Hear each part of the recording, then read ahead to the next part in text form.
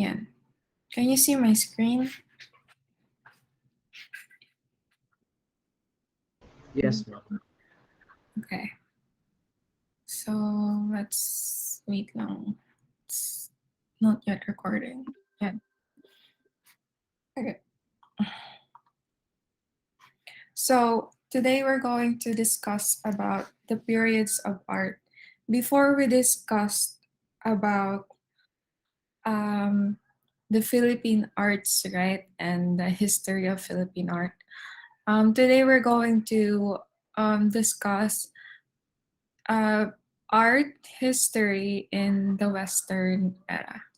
So this is a timeline of art, and the slides are made by Seth Cole. I just got it from the net, but I know naman the slides. So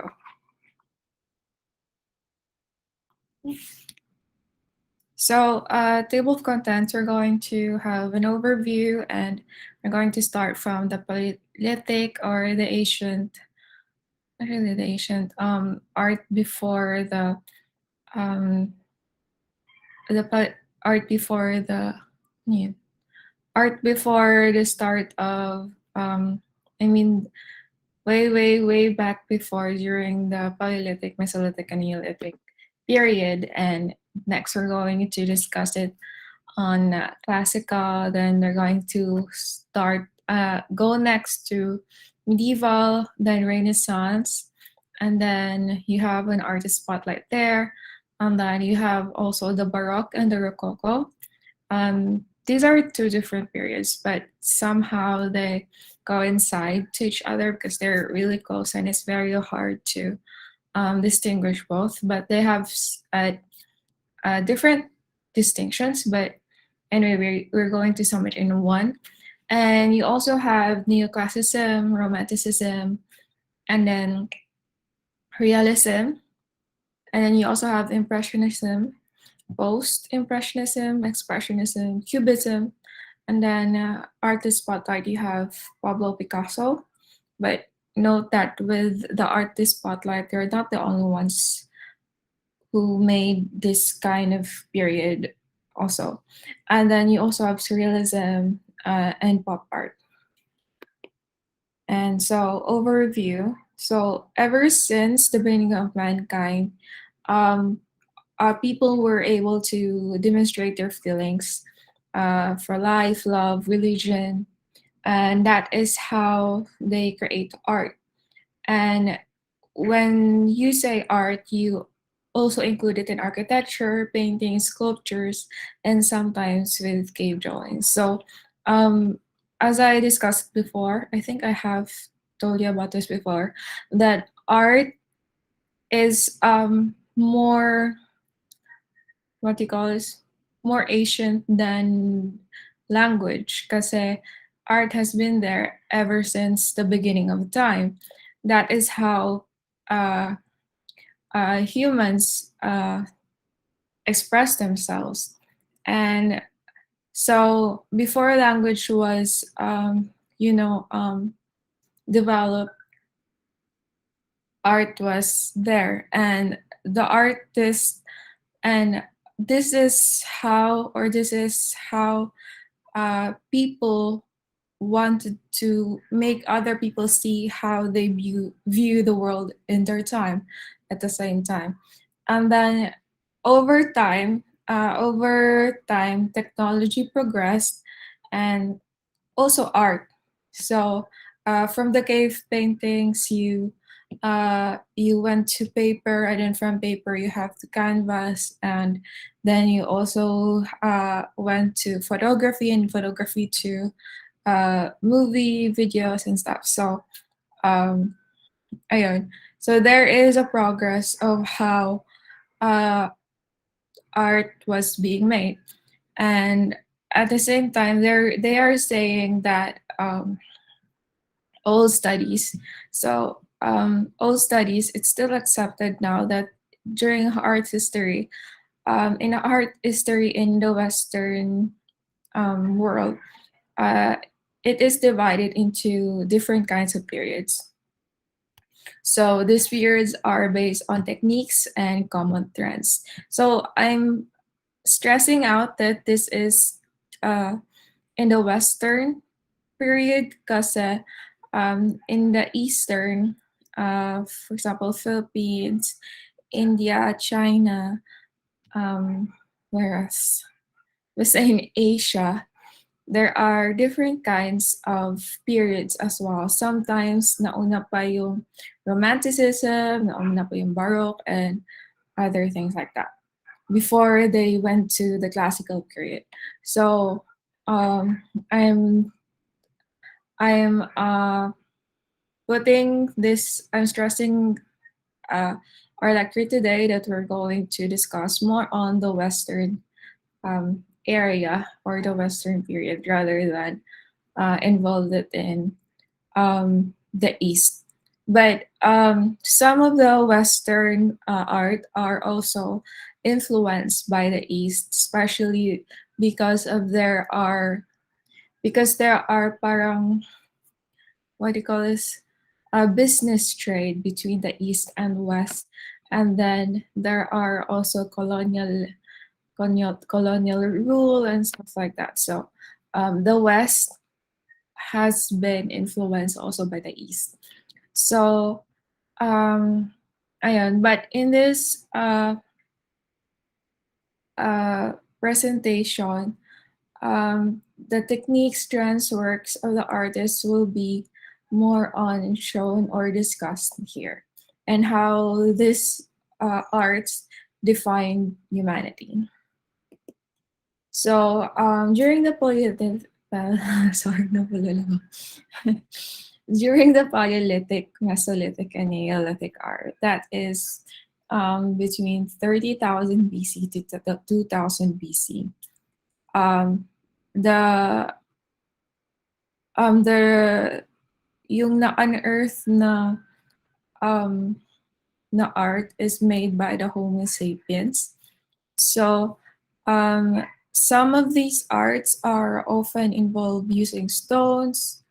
Sometimes put they stack stones, paint the stones, and sometimes they carve the stones. But I'm not sure how they carve the stone because it requires a lot of strength. I mean, imagine yourself carving a stone. And ayun. And then later, on the later era, they developed pottery, weaving for the clothes, and other stuff as well. And also um, some of this also include making weapons and stuff. So for hunting, so sometimes they have designs in them engraved. So those can include a kind of art as well. So most of the time, the art that was unearthed are works that has a common theme. So most of the time, it's about food, fertility, and then sometimes basic human figures and animals.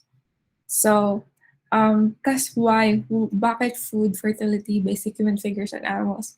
Because during the time that was the most important to them. So they don't have a civilization. They go place. They parang squat from one place to another place, and then they needed to hunt, right? So that's why food and the animals that they see them as majestic creatures, so they are inspired enough to draw them or paint them.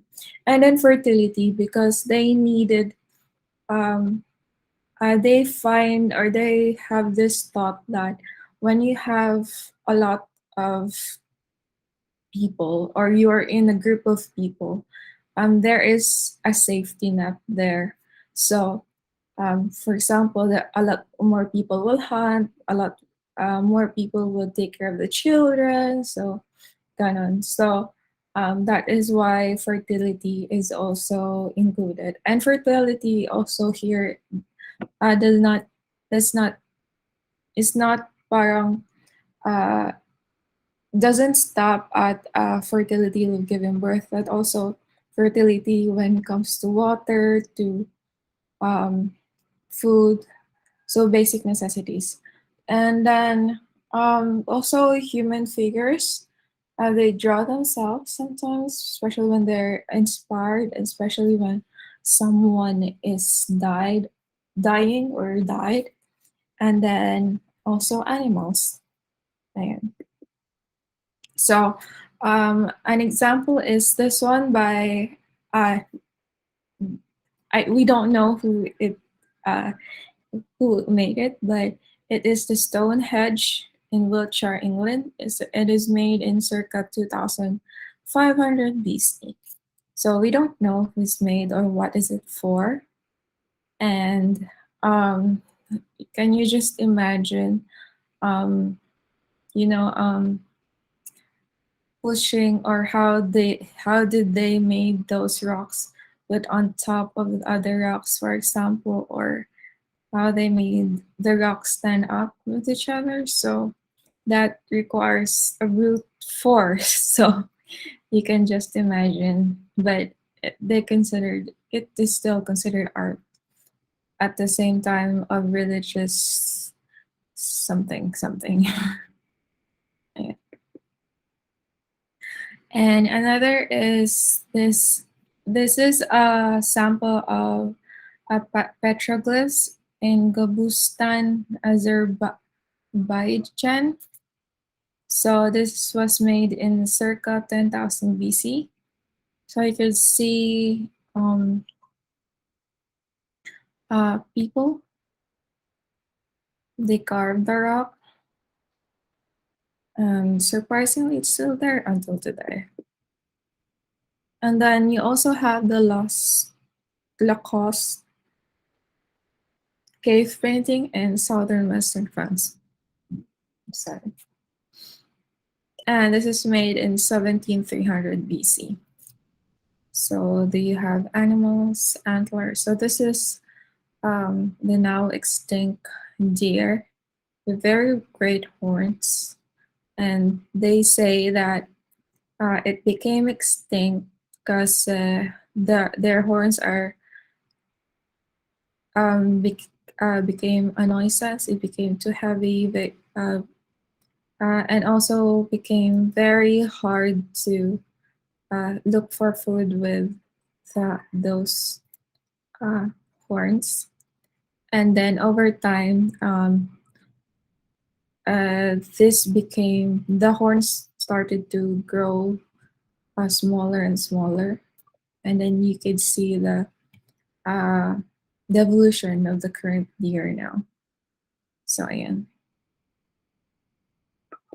And then you also have classical art. This is 500 BC to 500 AD. When you think of classical art, you could most probably think about Greek gods, Roman gods. So classical art dates earlier back as 500 BC, and this was their way to honor their gods or religion. So they made what do you call this, temple, like the pantheon, and the way they see gods is that they have this mathematical proportion um, of the how the limbs are, the for example, the body, for example, here, the body should be the same length as this one and this one.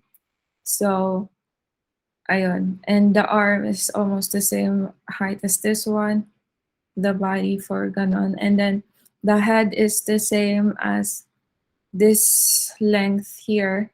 So that is mathematical proportion. And they say that when a body is mathematically proportioned, there it is beauty, and also with the face. Sa kanila nagsimula yung when your face is mathematically proportioned, it is very beautiful. So they started, or the idea came from them. And then, but today, um,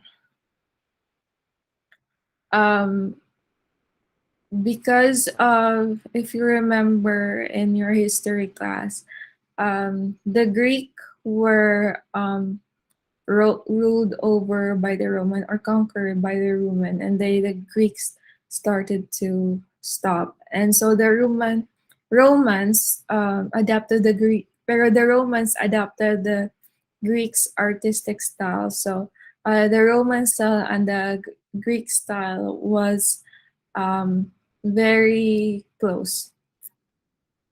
And then the classical art is not of Greek anymore, but mostly of Roman, thanks to the Romans, because they like the art of the Greeks and then adopted it. So that's why.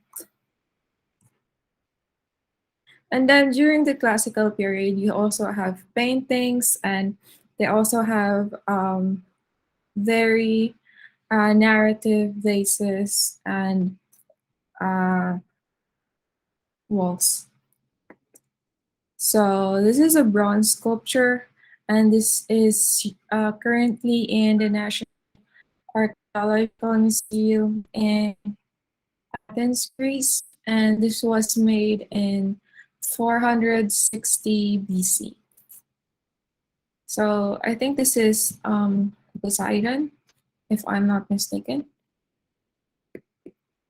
And then you have Augustus Prime Parta, and this is currently Augustus the Emperor.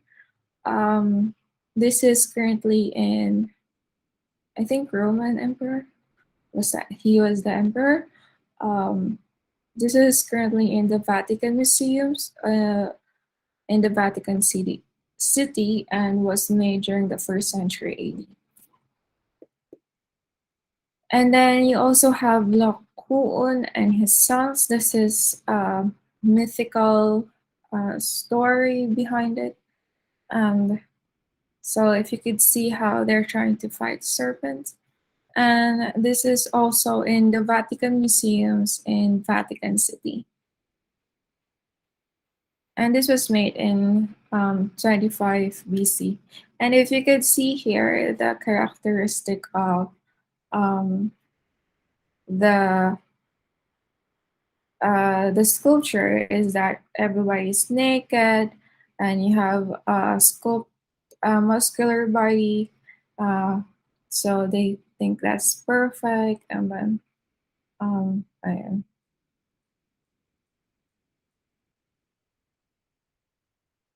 Even bata may ano, so yeah. And also I forgot.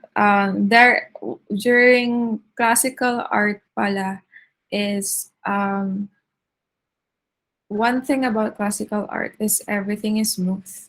So they usually use a marble or something like that. And the sculpture should be very smooth. Ayan.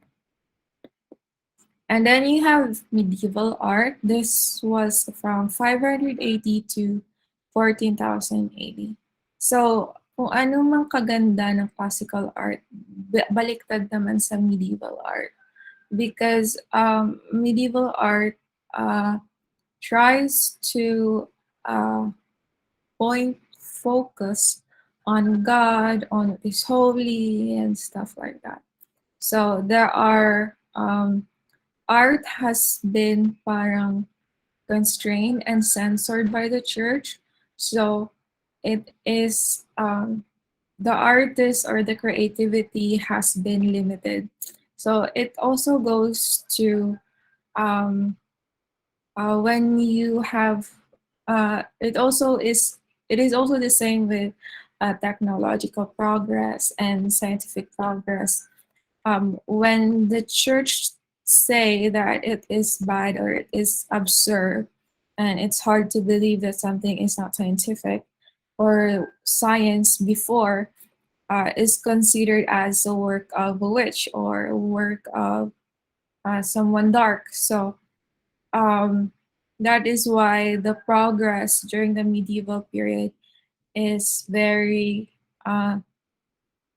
bleak, So, ayun, so there are, so for other people, the medieval period is considered also as Europe's artistic backwardness, and that the methods, the refined methods during the classical period was forgotten.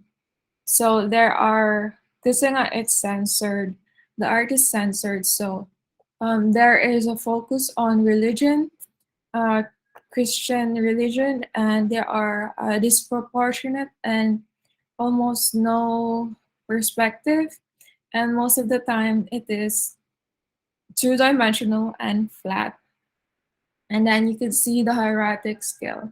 So the hieratic scale is when someone is very important, like the god or stuff, mas malaki yung figure na yun. So if you could see this one here, this is not so important and God is more important. So mas malaki yung figures na to. And then yung cross is super liit.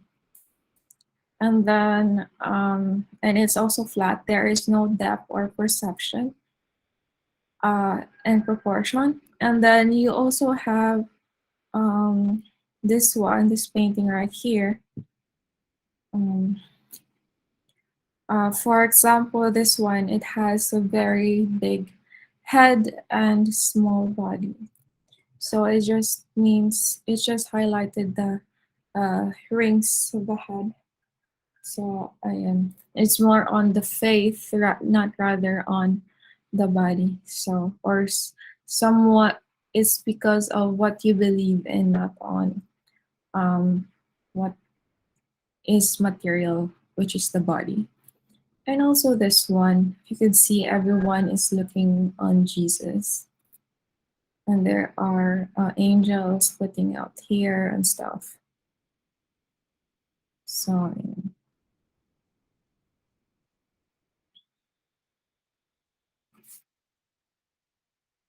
so this is another work by Duccio di Boigny-Segna in 1311 AD. So if you could see, there is no depth at all, and it looks flat. At the same time, if you could see how the proportion is different, how Mother Mary and Jesus is bigger, and Jesus is almost as big as these figures here. And so that's what you call a hieratic scale. And then you have another one, the calling of apostles Peter and Andrew. It's another example of having no depth, almost no shadows and all. So, yeah. And then you also have Christ on the Mount of Olives. This is by the master of Trebon altarpiece in 1380. So this was about when Jesus went to Mount Olives to pray to God. And then down below the mountain, you could see the apostles sleeping. So while the apostles slept, Christ, was praying, and then while he was praying and the apostles slept, the soldiers were waiting for Christ to, apprehend him. So, so if you could see, there's no depth. It still looks flat, although there are shadows, and even the tree is smaller. And the figures, the important figures, are bigger than how they should be. And then you also have the Renaissance. So Renaissance is considered as the revival of the classical period. So, but this is because there was a contact of the Arab world, and that they discovered the ancient Greek and the Roman texts. And this brought upon a change of Europe culturally. So, following the Greeks and the Romans' method before then, artists in the Renaissance period have focused more on the human individual rather on the religion. So, during the Renaissance, the artists got tired of, not really feel tired, but I think, well, more likely they got tired of the medieval period and how everything is censored and stuff. So they feel suffocated. So instead of focusing their artworks um, to religion, they started focusing on uh, the ano tawag dito? On people. And during that time also, the medieval era, um, there were everything was commissioned by the church, and and if and then parang limited lang yung pwedeng i-commission ng church. So they started painting. So artists looking for jobs started painting for different kinds of people, for nobility and stuff like high class people to paint their own version of um, Catholicism. Then Renaissance era came, and they and the business of artists starting to paint for people became more, they got used to it, and they saw a real um, business on it and a real money and a real chance to have more money and or to have more income. So they started painting for other people as well, and the subjects does not stop in um, Catholic themes. And they thought that what if we focus on the humans themselves? So this came about. So they but not only that they focus on humans, but they also started to add more mathematical theory, like perspective, depth, and the background becomes more natural. And they also study the light and shadowing. But uh, in contrast to the medieval period, the faces, the how they portray the body and stuff like this one, it becomes more soft or very soft, just like in uh, the just like in the classical period.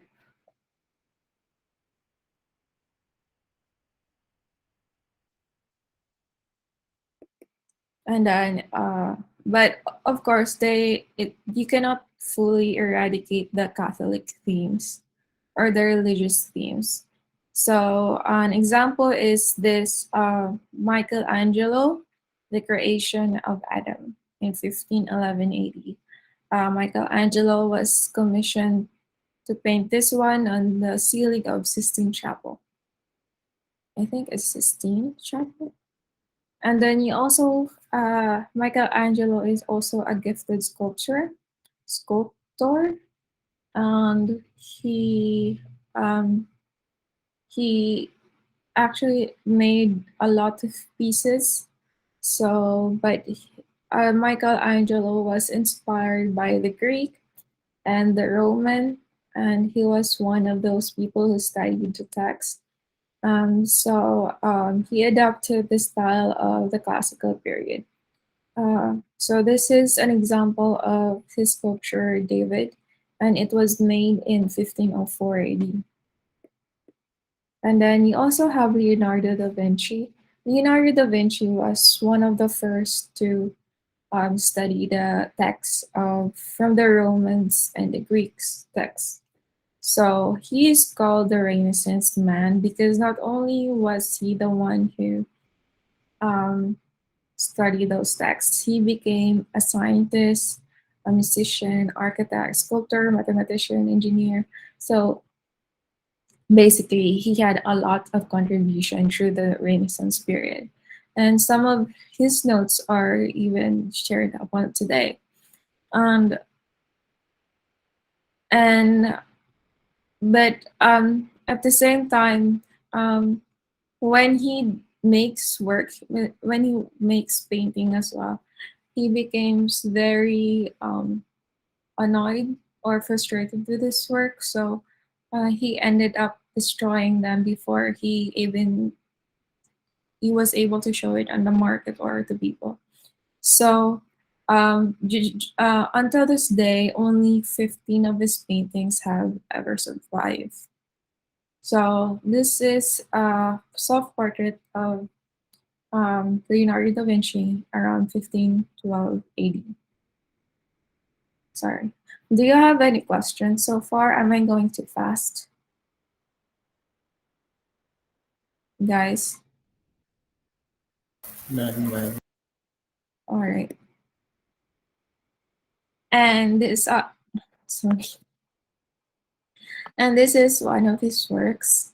So you have Mona Lisa, the famous Mona Lisa, with a um, with the all-seeing eye that seems to follow you everywhere, and with a mysterious smile and no eyebrows. And you also have the Last Supper, that is very popular because it's Jesus, and the symmetry in this painting is also superb. There is symmetry that when you got this thing into, so you draw a middle line here, the left side would mirror the right side. And it's also the same with how many people are here in the left side and the right side. So there are six and all. Six. So 12 in total. And then you also have the Baroque and Rococo. This is during the 17th and 18th century, 17th to 18th century. So during this time, the Protestantism was starting to circulate about. So there was a Protestant Reformation by Henry the Sixth, I think. And then so um, there it became very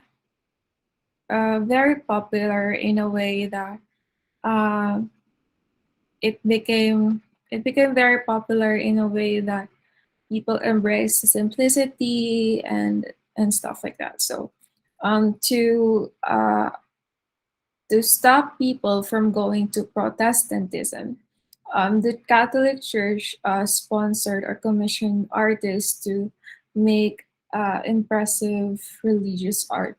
So the effect of this is that when people would go to the churches, they would be impressed and they would feel the grandeur of Christ, and it would make people believe on the of the God's magnificence and stuff like that. So you have rich color, intense shadowing, very dramatic scenes, and most of the scenes are also foreshortened. Sorry, I'm going to take water.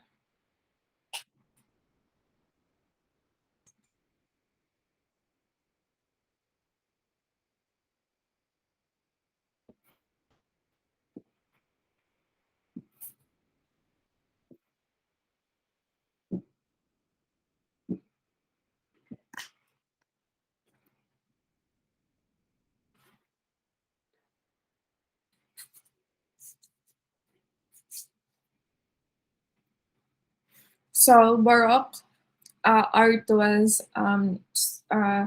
especially was characterized by mostly in architecture, wherein there are high ceilings and ornate designs. And the Rococo emerged during the late um, 1750s or late Baroque period. And that was when the France or the Rococo is during the is located in France, and um, it's also very different with the Baroque because the Rococo art gave up the symmetry and started to experiment on very playful style, and it is unique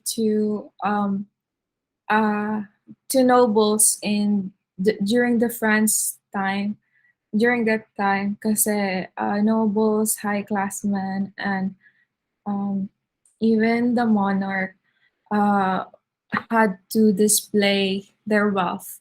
So everything is adorned in flamboyant style. So it's much more extravagant than the Baroque period. So, and then if you remember, one example of the Baroque church and Rococo church here in the Philippines is the Manila Cathedral, the oldest church in the Philippines, and it is still standing now. So, ayan. So this is an example of a Baroque painting. So if you could see, even from the architecture, there are ornate styles.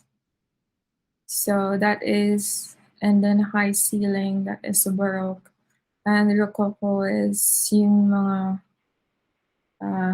pag Rococo to, mas madaming patterns. Ayan.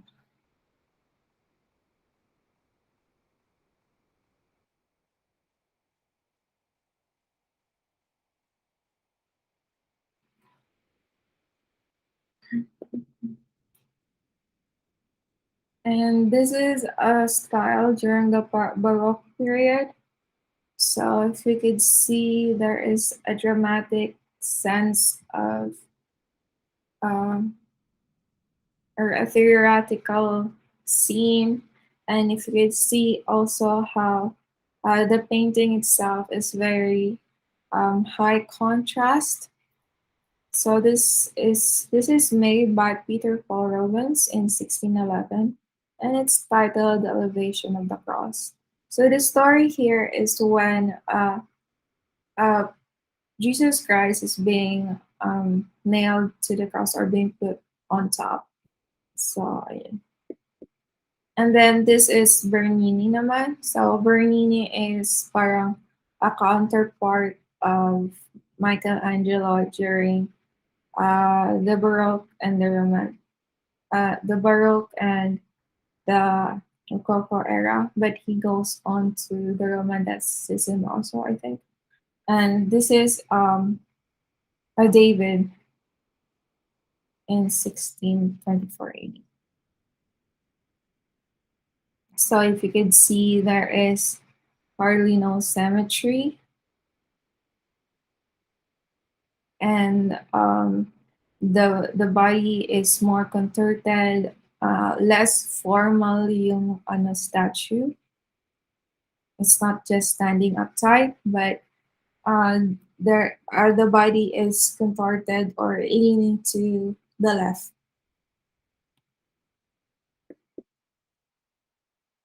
Sorry, right of the statue.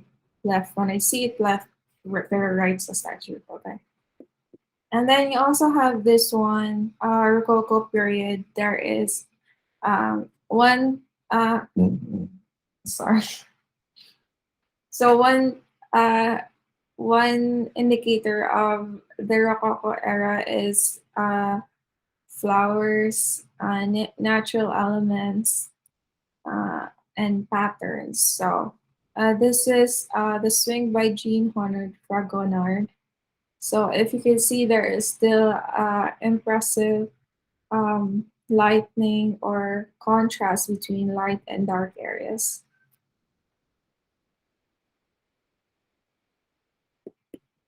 And then you also have neoclassicism. So Neoclassicism is inspired by the Enlightenment, inspired by the Renaissance, but also grew in as a response to the declining Rococo. So Rococo kasi is very flamboyant, very happy and all. During this time kasi there was World War One. Nagpakita na si Napoleon Bonaparte. And so during this time there was war. And so the artists feel also very dark and sad. So the artist started painting darker subjects. But but also because the advancement of paint and such like that, you could see how um, the painting is much more softer, more realistic, and stuff. And you could see there is also more. Um, there is also more contrast in light and dark, but they have syllogism and metaphors. They work in metaphors. So this is, I think, Socrates drinking um, his cup of poison, and this one, Wailing Mother, uh, looking at his her dead husband. So if you could see how, but also if you could see Neoclassicism, yung pose, yung ano, is like Roman classicism, but you could also see there is a sense of um, expression, feelings indebted to neoclassicism works.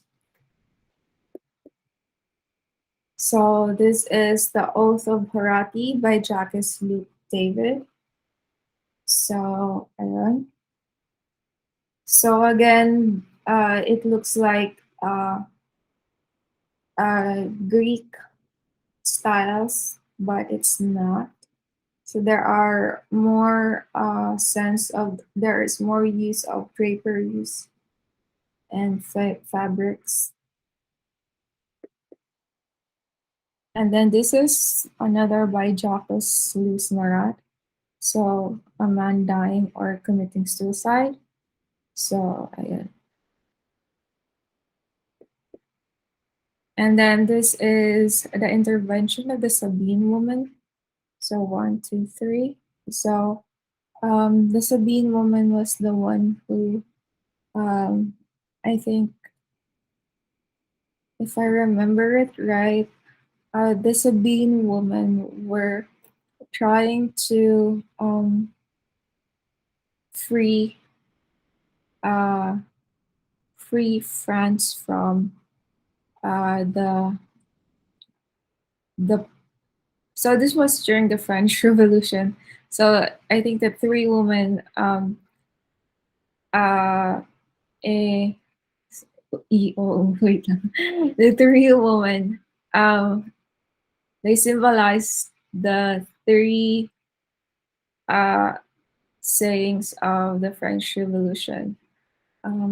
I think it was freedom, respect, and sorry, I forgot. But there were three. The three women represented that and the French Revolution, trying to get rid of the monarchy rule and want the democratic and kasi the democracy of the people and stuff. So, ayan. And then you also have Romanticism. This is during the 1780 AD to 1850s. So Romanticism was a revolt against the Age of Enlightenment.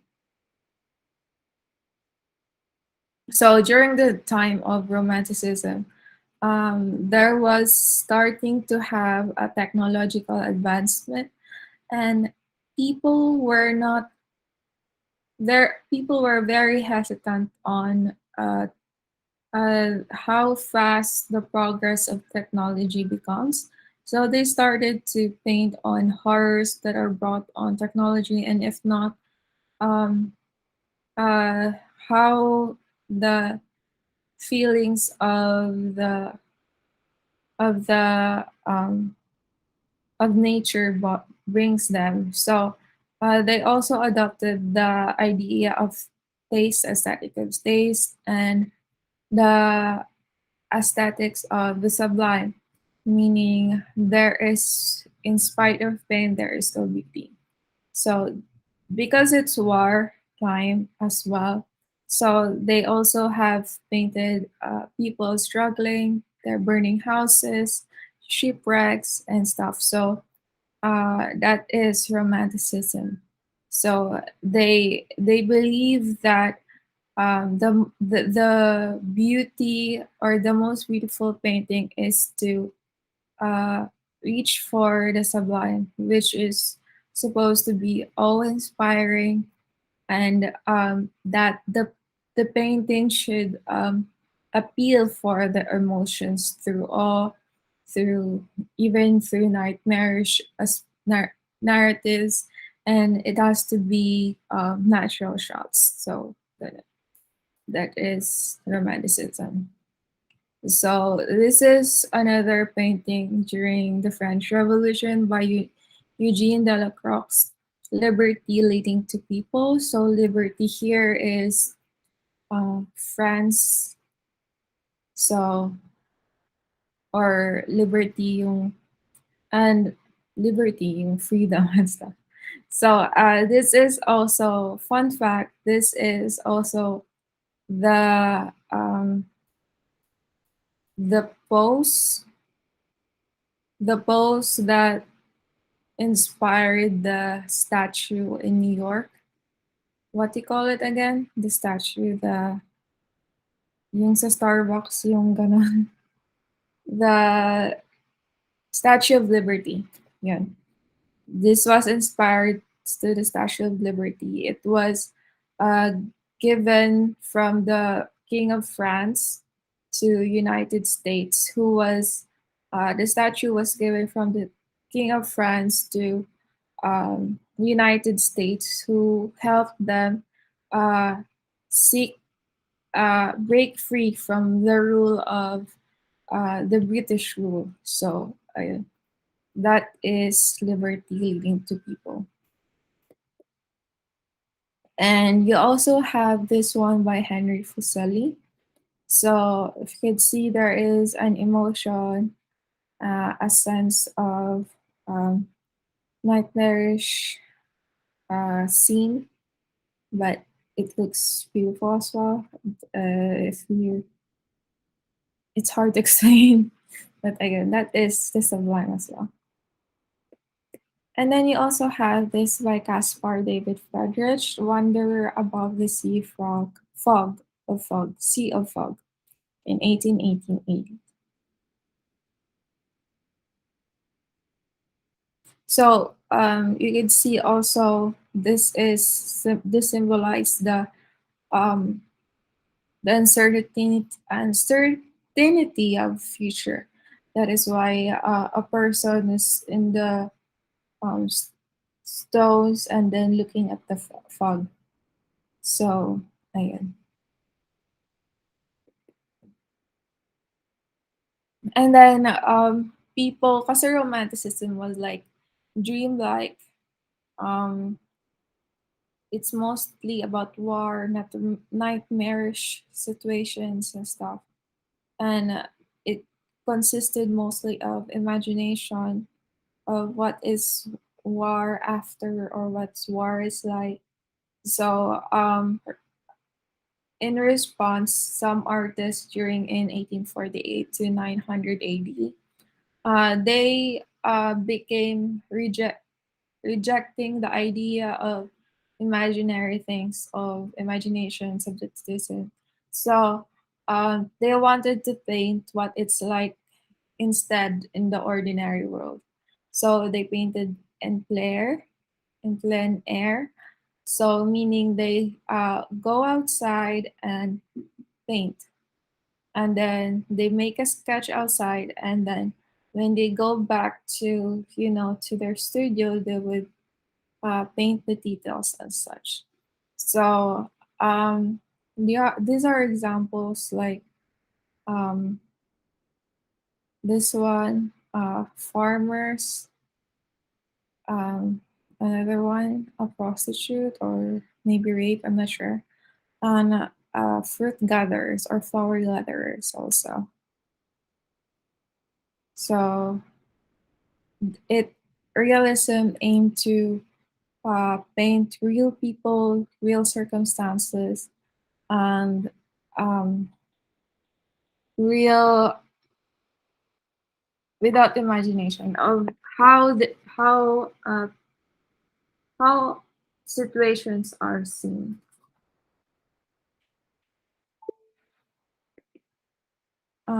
This is an example, The Gleaners by John Francois Millet in 1857 AD. And then you have this by Gustave Courbet, Bonjour, Monsieur Courbet. So this is a painting that of himself meeting somebody else. And then this is another painting, A Bureau at Ornans by Gustave Courbet. So if you could see here, there is a bureau, but everybody is, some people are weeping, some are looking to the ground, and some people are chattering, and some people are looking around. So, ayun. Which is true. In reality, that's what actually happens. Even in mass, you could see people, um, you could see people talking or sometimes texting and stuff. So, yeah. And then you also have Impressionism.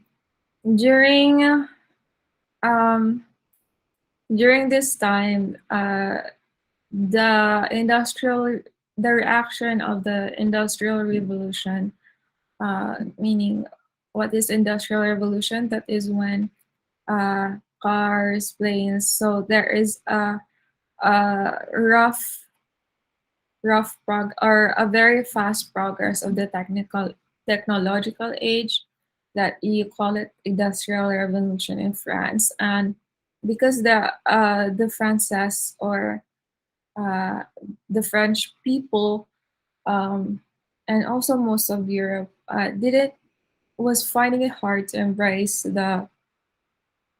uh, in the technological advancements. So they went outside to capture what it's like outside. So, but unlike the realist painters, impressionisms wanted impressionist artists wanted to capture the light or the effects of light in reality. So,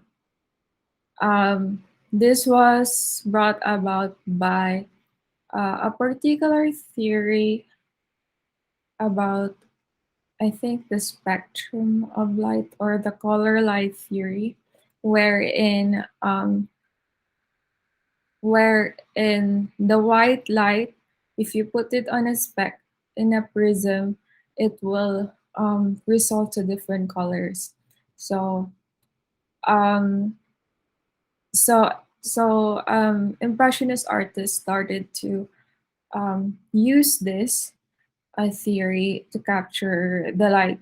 So they only paint the um, lighted area. So this is especially this is the technique of impressionism is characterized by small visible brushstrokes, and most of the time it is open composition and then real life matter. So just like this one, you could see the brushstrokes, and this one too, a ballerina, and this one also.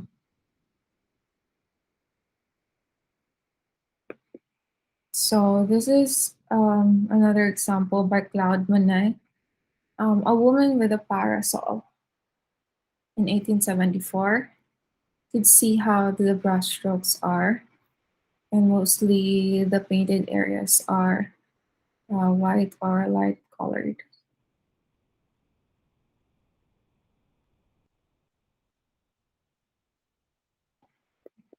And you also have this one by Gustave Caillebotte. Caillebotte. I don't know how to pronounce it. So this is Paris Street on a rainy day.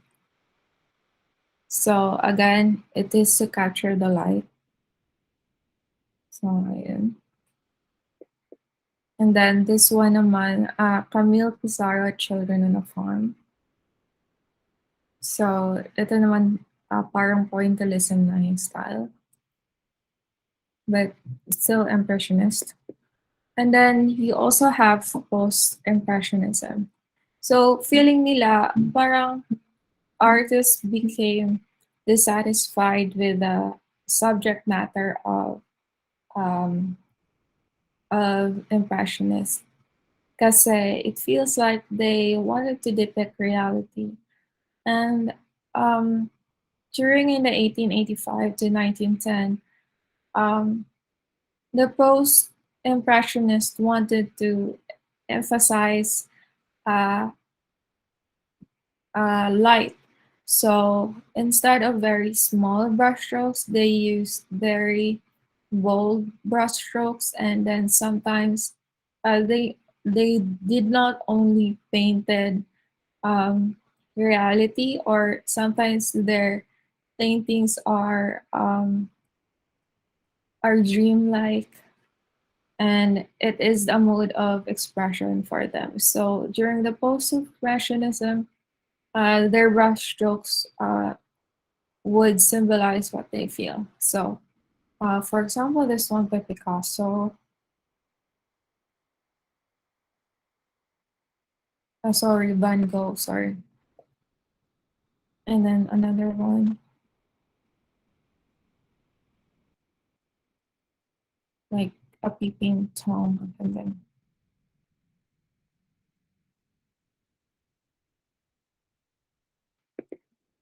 then you have this another by Van Gogh, The Starry Night in 1889, 80. And you also have this by George Seurat, A Sunday Afternoon on the Island La Grande Jatte, Jatte, I don't know, in 1886 AD. And then you also have this by Paul Gauguin, Where Do We Come From? What Are We? Where Are We Going? So if you could see here, this is almost dreamlike. Na. So this is a painting about um, people who come from another um, other place, and they got displaced by the war. You call them refugees. So um, ayun. So from there, and this one, light naman shown from him. I mean, the light originated from him, and then it spread out. Ganun. And then you also have Expressionism. So Expressionism originated in Germany in the 19th century. Expressionism, from the word expressionism, was focused more on emotion and of color than rather of what you do with it. But most of the time, expressionism appears to be more abstract, and that is because the artist wanted to express themselves or their emotions or the experience. So, so the result of this is that they often distort their works, and that it gives another emotional effect for the spectator or for the viewer. So here are examples. And then you also have this one, The Scream by Edward Munch in 1893 AD.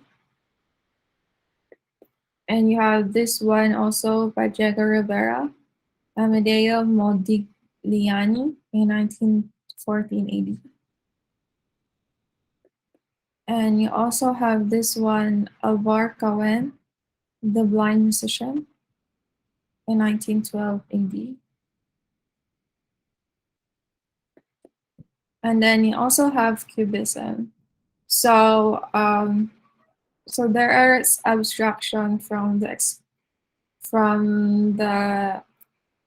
um, from the expressionism. So if you could see, there's some kind of abstraction now. But when it was further on carried on Cubism, but in Cubism naman, the theory here is that they wanted to see, uh, it's more on mathematical. So it's called, you have analytical or synthetic cubism.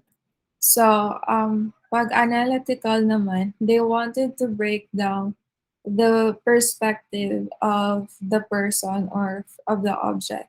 So they wanted, kasi you, the when you see an object, it is usually on one side, but on cubism, they wanted you to see in all sides. So what you can see is a distorted image of the object. So that is analytical cubism. But everything is cubism, but usually analytical is done with paint. And synthetic cubism, there is an additional um, materials like paper, mosaics, uh, paper, mixed media, and often done as a collage. So this is an example of the synthetic cubism by George Bruck, A Woman with a Guitar. And like I said, cubism wanted to um, make the viewer see an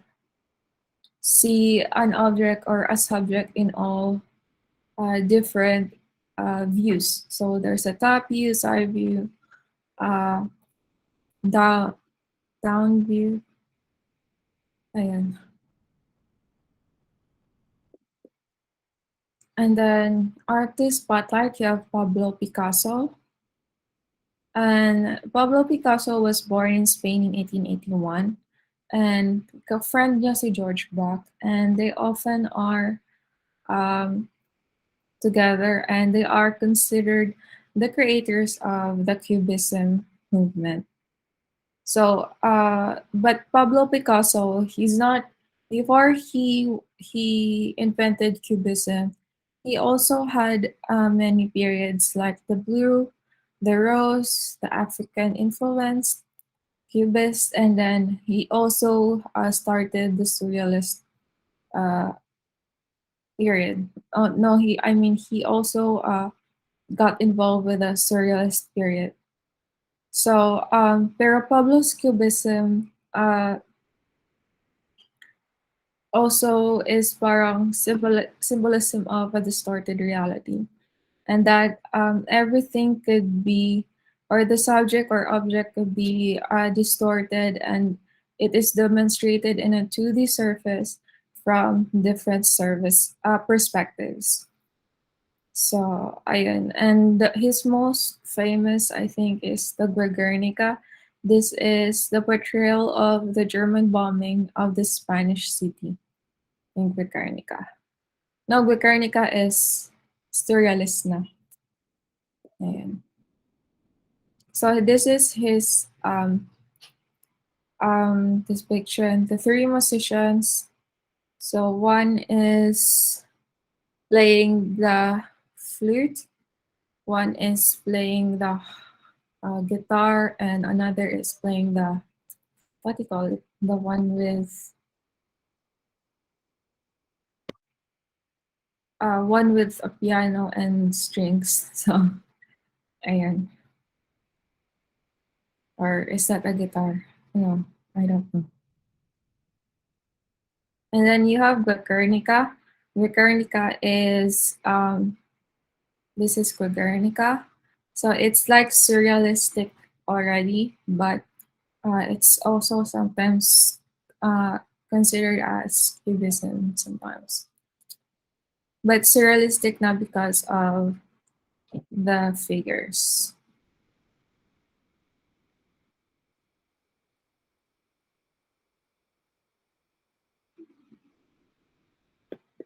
So you also have the girl with the mandolin.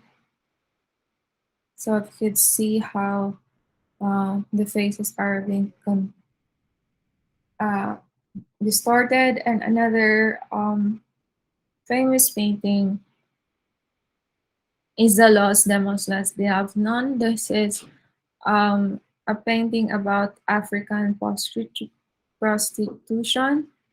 So I and then you have surrealism.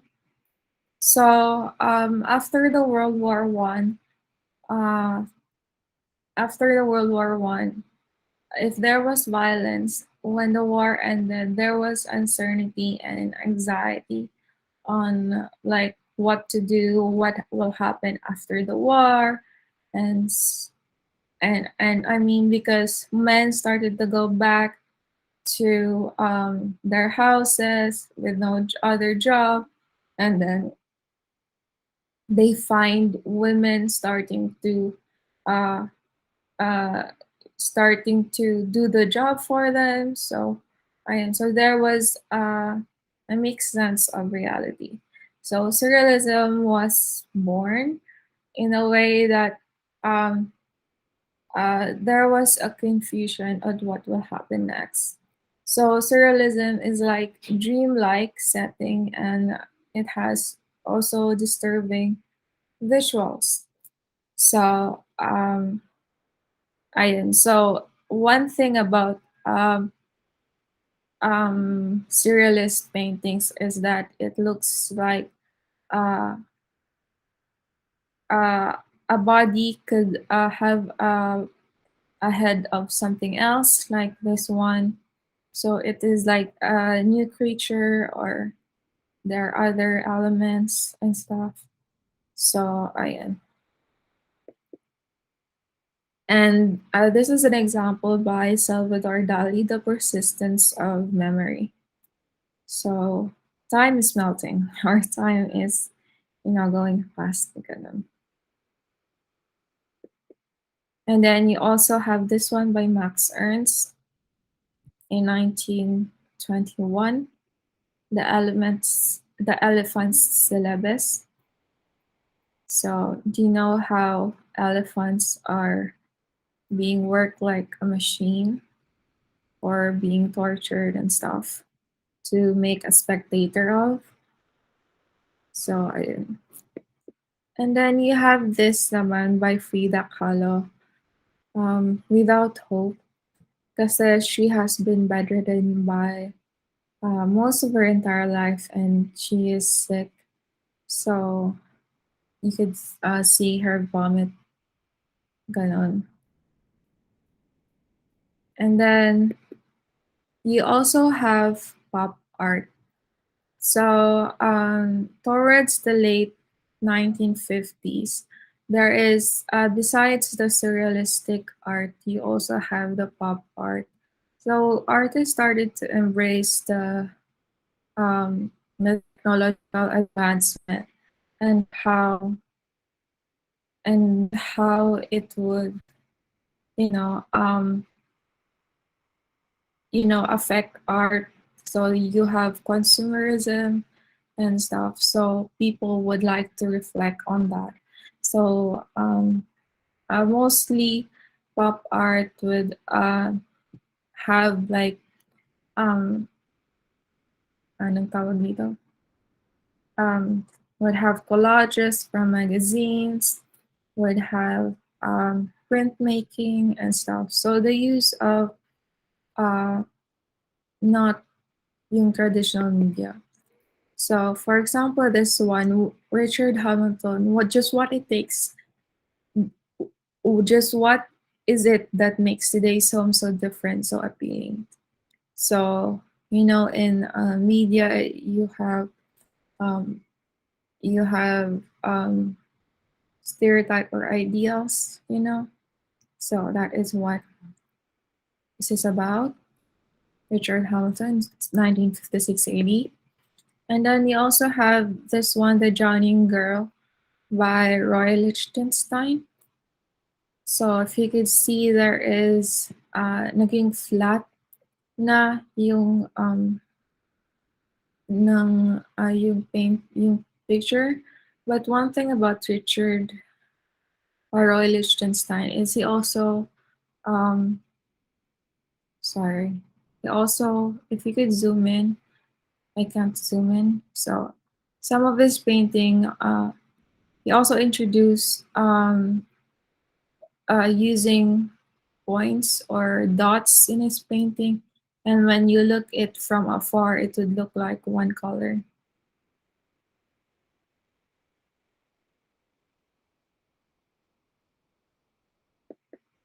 And then now you all have Andy Warhol.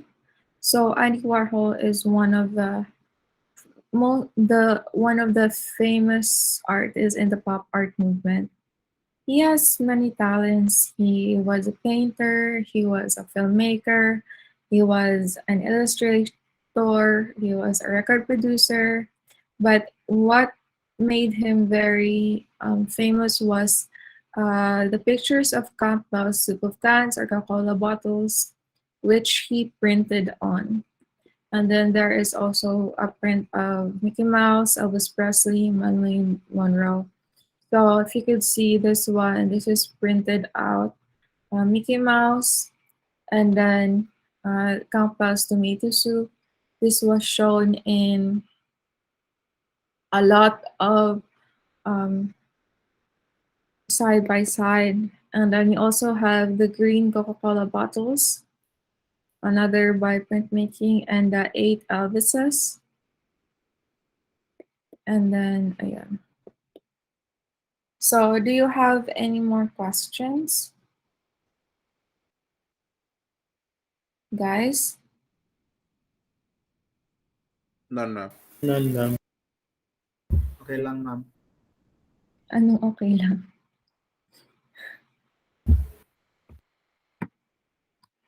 So, ano ba most? Okay. So, on the following weeks, I would like you to make wait lang.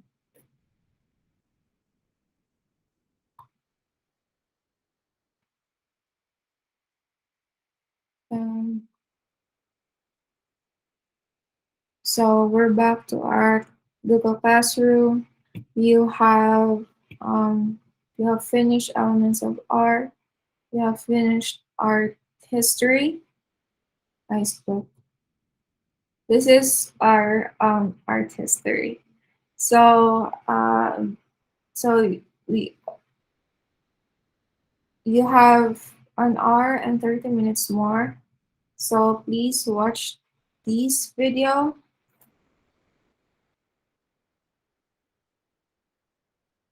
You could use them as references. So you can see my screen, right? So please use those references. And then on March 30, you have to make the reflection plate, this one. So this will be due on, so you would make it on 30, so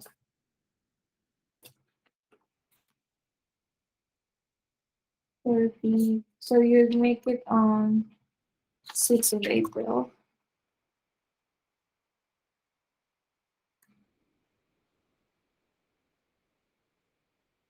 So the assignment would be, if thought, you have to think what this means. Thought breeds action, and action comes creation. Inspiration takes hold, and the cycle begins anew. So this idea comes from how there is a cycle of art. There are responses of the periods of art.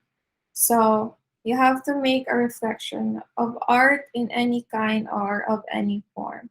And then you will be graded according to the following rubrics: originality 30%, cohesion 20%, clarity 20%, relevance 20%, and execution 10%. All right, and then this would be during April 6th. And then after that, you have to make the concept map plate. This one.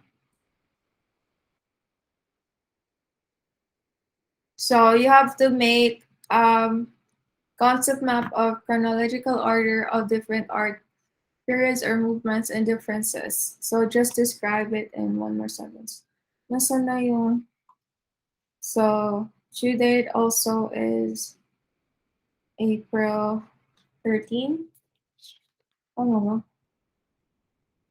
Sorry. I would set it on April 20.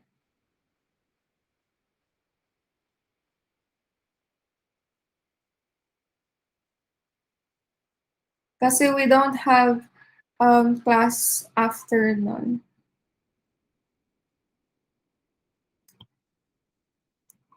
Concept map plate. So structures.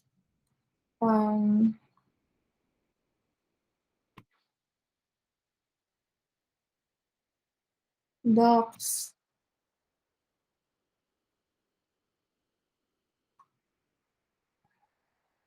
So example would be different art movement. Insert table. So art movement. And then, sorry. No. This is just a concept map, okay? So, I was thinking of another, sorry. And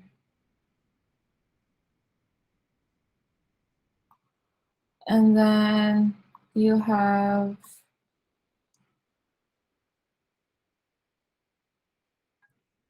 the concept map, and then you have to do the reflection art too.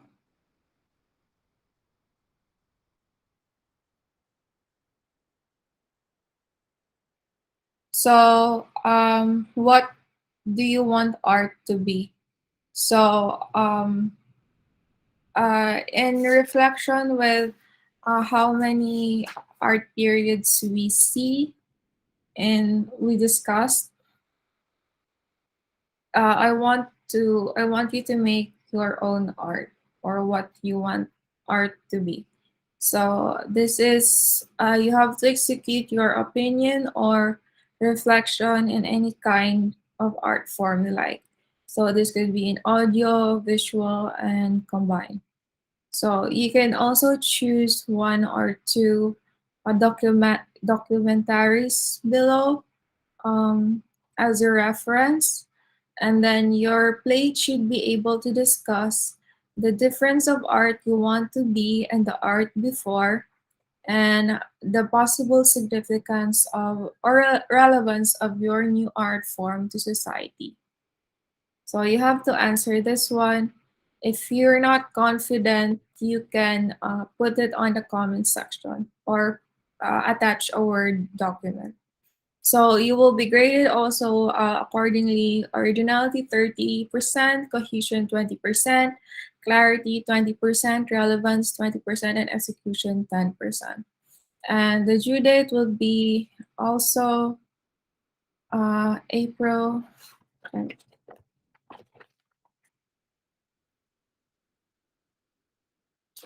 April 20.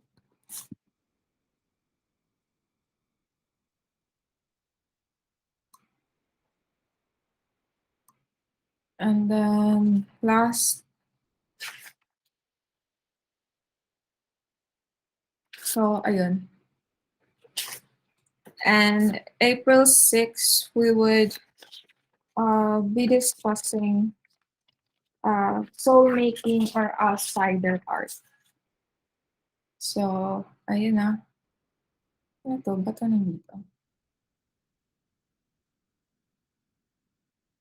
Anyway, ito, 1, 2, 3, 4. Table plate. Also, you have to do this.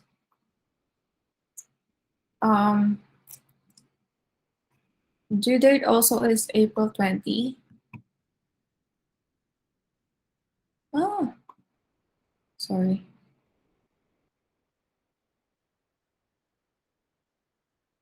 So open notes, make a table, and you can see the example below.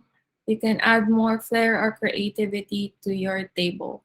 So the question is, how does art become a political machine for agendas and ideologies among the different periods of time across the world? So paano nga ba nagiging political machine ang art? What is the use of art in politics? So, for example, yung memes. The memes today are used um, to critique politicians, for example, or during the election period. How does graphic design help politicians, or, for example, yung mga ano lang, yung mga jingles, yung mga advertisements, and also that does not end with politics lang ha. For example, during the classical period, the medieval period, the church used the power of art to make people understand what it was like in or what God is like. For example, here in the Philippines, for example, the church made commissioned artwork uh, to propagate religion, for example. So you have this example. So, for example, prehistoric art, 40,000 BC 400. So, no record of political pieces because advanced civilization have not discovered yet. And then ancient art. Art was used by pharaohs to give citizens an idealized version of them. And then medieval art was used to spread religion, blah, blah, blah, blah. So, ayun. All right.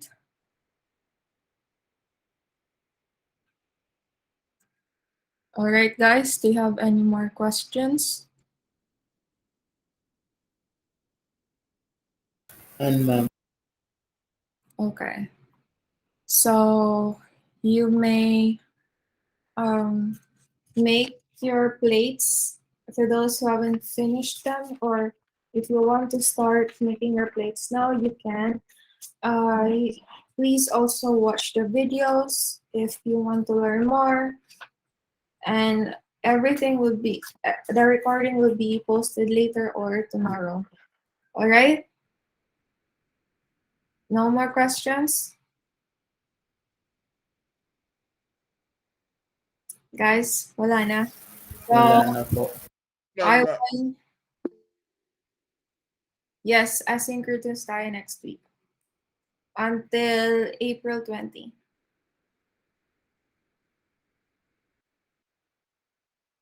So when I say asynchronous until April, until April 6th, you will have asynchronous, and I expect you to do your homework. All right? But some of the works naman is Diba, March 30, asynchronous tayo. Then sunod is April 6. We have a lecture. And then sa sunod nun, there's no classes. So the deadline would be April 20. All right, guys. So you have a lot of time. So, okay. I would dismiss you early